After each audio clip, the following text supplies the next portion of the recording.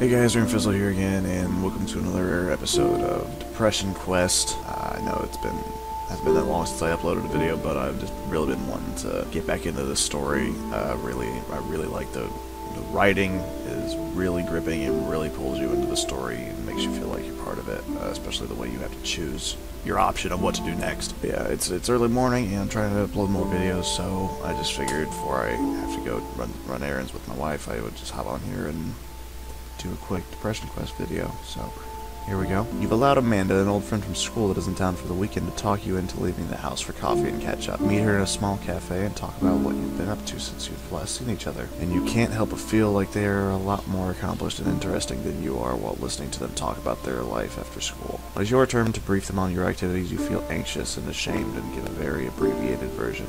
You try to talk about your job as little as possible, and you feel incredibly boring while you describe it, despite her expressing a sincere interest in you and your life. Amanda has known you long enough to read your mood and tone of voice. She leans in to ask a question while gently touching your hand, a look of genuine concern on her face. What's wrong? Do you suggest change of location and confide in her honestly? No. Test the waters and open up a little, hoping she'll understand. Insist that nothing is wrong and change the subject. Defensively ask what she means by that. Notice that your hands are shaking. Test the waters and open up a little. Do you find it hard to lay out how you're feeling lately to other people? You decide to test the waters on opening up to Amanda. She's always been easy to talk to, and you feel like it's possible that she might be understanding of what's been going on with you, even if you think it doesn't make sense sometimes. Begin to dance around the subject, dipping your toe into the pool to test the waters. Surprisingly, she catches on quickly and is even able to guess what you may say next. She asks the right questions, leading you to elaborate on your emotional state.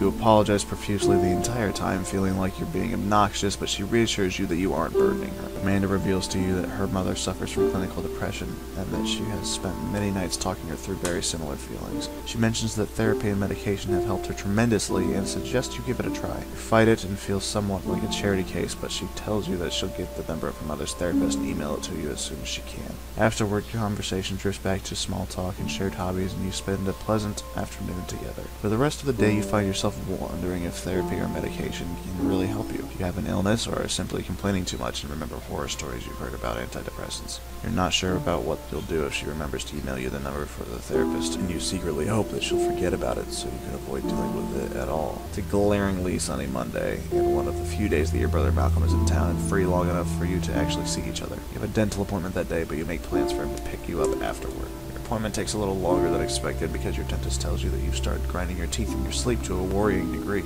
Given how nearly everything in your life has been feeling enormous and stressful lately, this doesn't come as a surprise to you. He suggests that you try to reduce your stress levels and fits you for a night guard. It feels awkward and too big for your mouth, and you feel embarrassed looking at your puffed out face in the mirror with it. You finish up the appointment in a hurry and leave about a half an hour overdue for meeting your always punctual brother in the parking lot. You finish up as quickly as possible and leave the building to scan the parking lot for your brother's car, but you don't see his old Civic anywhere. You pass by a blue Camaro and jump as it beeps at you, causing you to jump in surprise. It takes a moment for you to realize it, but it's Malcolm in the driver's seat. You hop in the passenger seat and compliment him on his new ride, and he mentions that it's a perk of a promotion he's recently obtained at work. He starts telling you about how much more money he's making, how his career is really taking off, and how he's starting to look at houses with his wife soon. You clutch the bag containing the night guard in your hand and feel yourself clench your teeth as you think of your crummy apartment and how long it's been since you've been able to take a day off work without having to worry about making ends meet. He's only 2 years older than you, but it feels like he's eons ahead of you in every other aspect of your lives. So, he asks, how did your appointment go? Did you get drilled full of holes or what? A sense of shame creeps over you. Laugh about your dorky night guard with your brother. That's not doable. Tell him about the night guard and why you need it. Lie. Tell him it was a routine cleaning. Tell him about your tooth grinding problem, but not the stress causing it. Lie. He doesn't need to know that. Oh no, just cleaning. Your voice trails off as you stare out of the passenger side window, head resting on your hand. There's a brief silence and you can feel your brother's eyes on you. You hear him take a breath, preparing to say something, then hesitate. Though you may not be exceptionally close anymore, you know that he could tell you're holding something back. You brace yourself for probing questions you really don't have the energy to answer. Hey, why don't we get something fancy for dinner? My treat. You feel like a little kid again, being looked after by your big brother. A part of you prickles up and feels pathetic for this, but the larger part of you that is stressed out, exhausted, and grateful for the familiar comfort of family. Malcolm never presses you further that night and takes your mind off of things for a while.